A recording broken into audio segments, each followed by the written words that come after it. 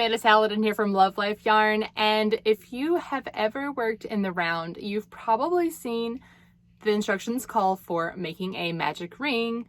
It's also called the magic loop, the magic circle, and the adjustable loop, adjustable ring. I mean, there's so many different names for it, right? But it's done the same way. No matter what stitch you're using, you can use it for any type of stitch. But if you've ever seen that and wondered what the heck does that mean, today I'm going to walk you through it, and I'm going to show you how to do the easiest magic ring out there that I know of. I took forever to learn this. I don't know why, but every time I needed it, I had to keep going back to, read about it and what's going on, how do I do this? And I found a very easy way to do a magic ring. And then we'll do it in single crochet, and I'll show you a traditional double crochet, and then a very cool trick that'll get your double crochets looking professional, and you won't see that chain 3 space. So let's get started. Today I'm going to be showing you some easy tricks and tips for the crochet magic ring, also known as the magic circle, magic loop, or adjustable loop. Adjustable ring, there's so many different ways things to call it. I've always called it a magic ring, but it doesn't matter there. So to start with today, I'm going to use a larger yarn, this Hometown USA here, and my clover hook, my N/P. Now, this is obviously a very large yarn, so this is super bulky. So I use my finger when I do mine. I'm going to keep it kind of loose because this is a large yarn. When I use a worsted weight or smaller, it's so easy to fit 8 or 12 stitches into the ring on your finger. If you're using a larger yarn like this and you want it to be looser, you could wrap it around 2 fingers. Okay, so it's really up to you. Just leave a long enough tail that you're going to be able to crochet over and that you can pull tightly. So go ahead. I usually will do it longer than my hand. Now, the normal way that I do this is I hold it right here. Just hold it with your hand and make an X with your working yarn going behind. Okay, so you just come forward, wrap around, make an X. And now I will hold this yarn back here. Take my hook, and because this is so large, I have to kind of help it. And then I'm going to pull this up. So you can see the working yarn was behind, and we're gonna pick that up. This is the yarn with my tail. I'm going under the yarn with the tail, grabbing my working yarn and pulling it through. And now you can let go. You want this working yarn, leave your little tail hanging down. And for single crochets, what we're gonna do first, you will just chain 1. Now, see, this is kind of small because my finger said if you're using worsted, it's no problem, or something smaller. Something this large, if you want it larger, you can do that. So when you work into a magic ring, you're going to just insert right into the middle of the ring and work a regular single crochet. So drop a loop, yarn over, and draw through 2. Typically 6 is the number you'll do for magic rings, or the beginning of a lot of things. So let's go ahead and work 6 in here. Make sure you're always working over this tail. Okay, so you'll have 2 strands right here that you're working over, because if you ever find yourself just working over this one piece, it's not going to work as well. And if you need to, you can squeeze them in tighter. Okay, 4, 5, and we'll get 1 more.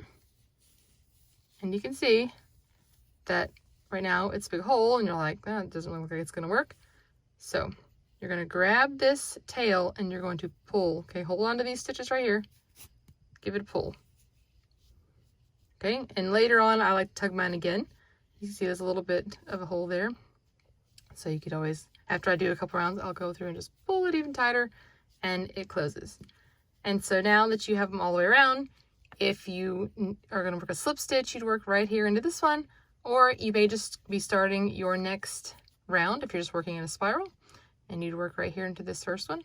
If you're ever unsure, just count backwards from the hook. 1, 2, 3, 4, 5, 6. And see, I've got 6 stitches there, and it's ready to go. So I'm just going to go ahead and slip stitch in here to show you then what it looks like closed.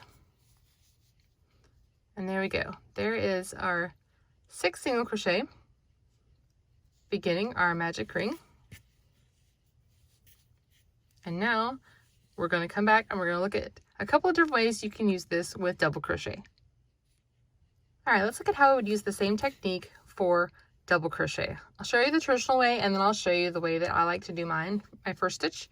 So same thing, wrap it around with the X and hold it. You can hold it with this finger, that finger, doesn't matter, whatever feels comfortable to you. Kind of move mine there. And now I'm going to pull it through like we did before. And here's my tail, so I'm going to drop that one down. Just try to make sure you're not using that one for your first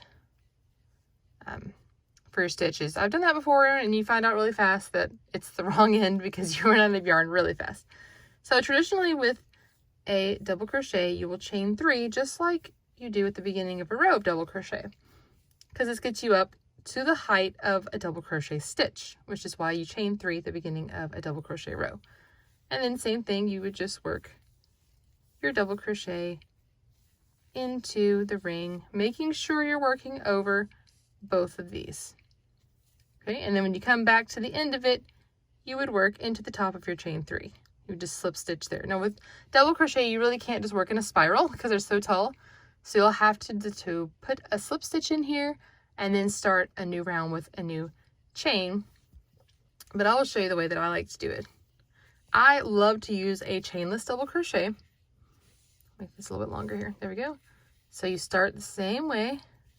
This gives you a much neater look than having that chain 3 weirdness going on. Pull it through. And here's what I do, okay? I chain 1 to kind of hold my yarn in place. So this is just only on this particular beginning would I use the chain 1. So if, like rounds 2, 3 on, I would never do that again. Here's how you chainless double crochet. This is a great tip for magic rings. You hold it, you move the yarn up to about twice the height of your shaft. Okay, so you can see I've got a large hook here, and that's about another length of it. And don't worry, it may take you a little bit of practice to get this just right. Sometimes my first ones were pretty loose, and you just comes with practice. Trust me, I use this every time I can in place of a chain 3, not just on the adjustable ring. And then you're going to bring the hook towards you. Hold this down right here. Okay, you don't want it to slip. Hold it with your finger. The hook comes toward you and around. So it looks like this. Okay, if it slips, no big deal. Unwrap it. Hold it tight again. Make sure it's not too tight. Sometimes it too loose. It comes up. So hold it towards you. Always remember it comes towards you. I used to try accidentally and just go the other way and it doesn't work. So towards you and around. And now pretend like you're working a double crochet. Yarn over, pull through that first loop, yarn over, pull through 2. Oh, my yarn's splitting. I've used the same yarn over and over for this. And here is what you've got going on for that. Now I know you can see your little chain 1 down here. Like I said, you won't use that on any other. And so then you'd regularly double crochet in to the rest of the ring as many times as you need. But what I like about this is here is your first stitch now. I'm one of those people who can't stand really working into a chain, like, you know, slip stitch into a chain. I don't like it. I really don't. So this, for me, takes that away, because then I can just come in and grab these 2. Like, let's say I was at the end and I just wanted to grab these 2. I still, like I did with my single crochet, have to use my fingernail a little bit to help it. But then, I mean, you look, it's like a regular stitch instead of working into a chain. So that is something that I love to do. And when you get around, it really does look more like, especially once you slip stitch into this, it looks more like a double crochet instead of those chains. You can see how the body of it looks very similar. So using that technique in a granny square helps to keep that weird chain 3 little, we can see where it is. That I don't like that either, that you can easily tell, oh, well, that's where they started each round. So this will keep that from happening. And then, of course, you can just tighten it up, use it for hats, amigurumi. You can use it for the center of a granny square or a motif, and it works really well. So those are my tips and tricks for the magic ring. So be sure to check out love.life.yarn.com for lots and lots of more video tutorials and free patterns. Subscribe to our channel, and we'll see you next time. Thanks for watching.